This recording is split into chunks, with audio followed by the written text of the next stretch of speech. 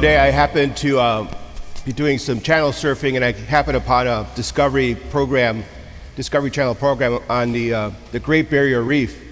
It's an amazing part of our planet. It's the largest organism that lives in our planet. Just off the northeastern coast of Australia is this huge ribbon of land in the sea that is covered with corals and is host to all kinds of living organisms and fish and so forth. It's just a wonderful ecosystem.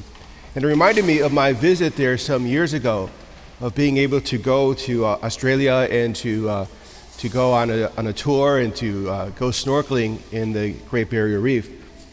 For the longest time in my life, I've had fish tanks and marine aquariums and so forth, so I've always been fascinated with that part of creation. And so I've always been very familiar with that part of the world, but there was something very unique about that experience, to be able to swim in the Great Barrier Reef and to see those creatures, that creation firsthand. In many ways, I kind of felt like I was swimming within my own fish tank. A dream that, of course, any aquarist will have, to be able to enter into that world more deeply. There's something about us human beings that love to be able to kind of perceive things through our eyes and through our sense of touch, our sense of smell, to be able to process all that information, to be able to have a better sense of that thing that we are beholding. That's how God made us, with these senses that we use to process information, to be able to understand things and to grow and to appreciate them. And so I always find today's gospel, the gospel of Thomas, not being present when Jesus appears to his disciples, and him not believing their accounts, because of course he wants to be able to see Jesus with his own two eyes. I always found this gospel to be kind of challenging, because I think Thomas gets a bad rap in the Catholic Church for his stance, that he wants to see with his own eyes. He wants to be able to touch Jesus' wounds, to be able to perceive with his own senses that this truly is the risen Lord. And so we hear that account in today's gospel story, where St. Thomas is not present. And here's something I think that is to St. Thomas's favor, which I think sometimes gets lost. We hear the account that the disciples, except for Thomas, were gathered in a room behind a locked door. And we know that they're in a room behind a locked door because they are afraid. They have yet to see the risen Lord. They have yet to understand what Jesus had talked about in terms of his passion, his death and resurrection. And so they were afraid, of course, that they were next, that the Roman authorities were going to come for them next, and they would be soon hanging on a cross. But here's what gets lost, is that Thomas wasn't with them, which I think we could probably imagine that Thomas wasn't afraid. Thomas wasn't in that room for that very reason that those disciples were in there. Perhaps St. Thomas went back to his normal life, normal routine, or perhaps he was trying to figure stuff out on his own with his own use of his senses, trying to figure out what this all meant. And in the midst of that, of course, Jesus appears to the other disciples, but he's not there.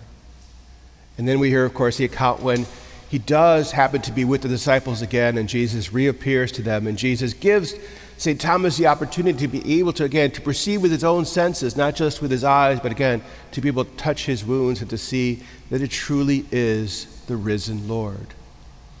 And then, of course, we hear Jesus say, blessed are those who believe, but blessed are those who believe who have not seen.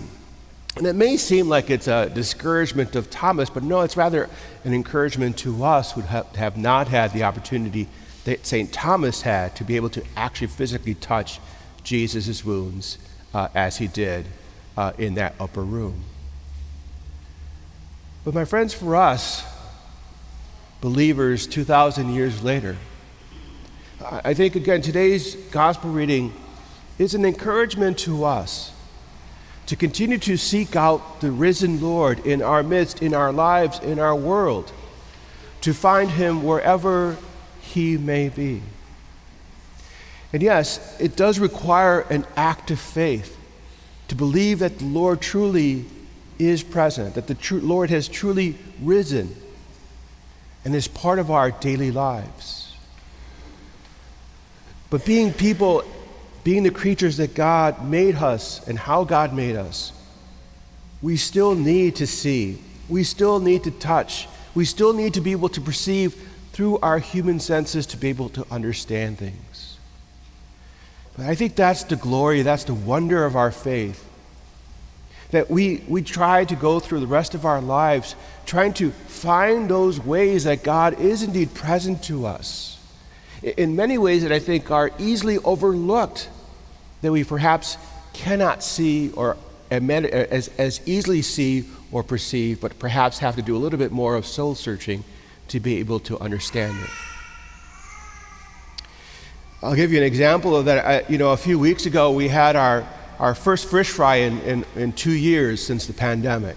Of course, everybody missed having the fish fries in the midst of the pandemic. When we started doing that some years ago, it quickly became one of our parish's most beloved events, and we do them twice a year, of course, during Lent. And of course, we had to not do those during the midst of the pandemic. And then this past year, as things started to kind of change and open up, of course, we decided to have the fish fry again. But I was still a little concerned. I was a little concerned that, we're seeing Omicron making a comeback, and infections are starting to rise. And I was really concerned about, should we be having this? Should we perhaps consider shutting this down and canceling? And I knew that if I did that, people would be up in arms against me. So I decided, no, we'll put our faith in God and continue forward. And I was really amazed at just how happy people were at that fish fry. I think people were longing for an event such as that, to be as careful as we could, to be as safe as we could, to be able to enjoy each other's company. It wasn't about the fish, or it wasn't about the food. It wasn't about trying to raise money. It was really about being together as a community of faith. And I love seeing how everybody came together to make that happen. There's a lot of work that goes into that, into making an event like that happen. And people were willing to do that. People were willing to give up their time and to, perhaps make themselves a little bit more vulnerable in the midst of that, to help to make that event happen. And I saw that from the guys at the fish fryer, on the fish fryers, cooking the food and so forth. Doing that, it's not a lot of fun, to be honest with you, because I'm near the fish fries. I'm helping to serve the food. In terms of all that grease, and you go home and that's all you smell. Your clothes, your pores are permeated with that smell. I know it is. It's gross. But they do it. They were doing it lovingly because, of course, they knew that that's what we needed as a community. I saw it, of course, even in terms of our scouts who took on the task of emptying the garbage.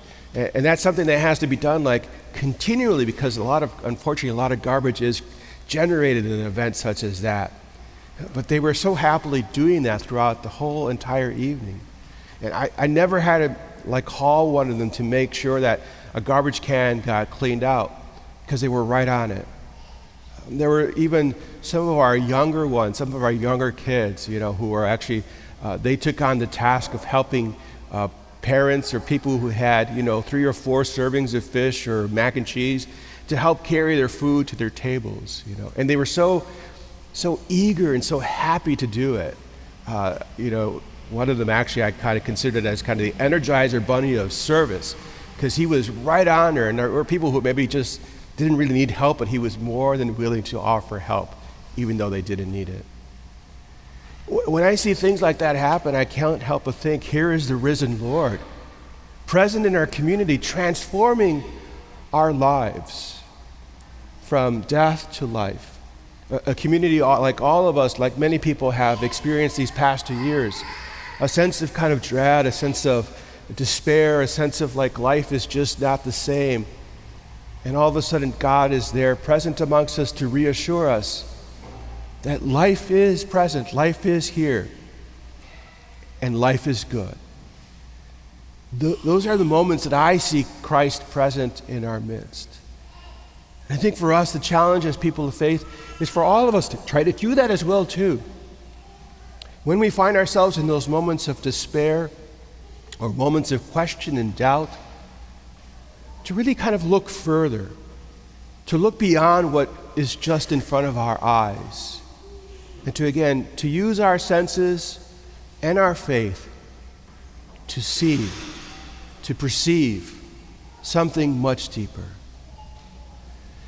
All of us, my friends, are invited to do that, to experience the risen Lord, and to experience him just as St. Thomas did, to not be encumbered by fear or doubt or questions, but to perceive and to see the risen Lord with our eyes, with our hands, the touch, whatever it may be, that helps us to see that he is here.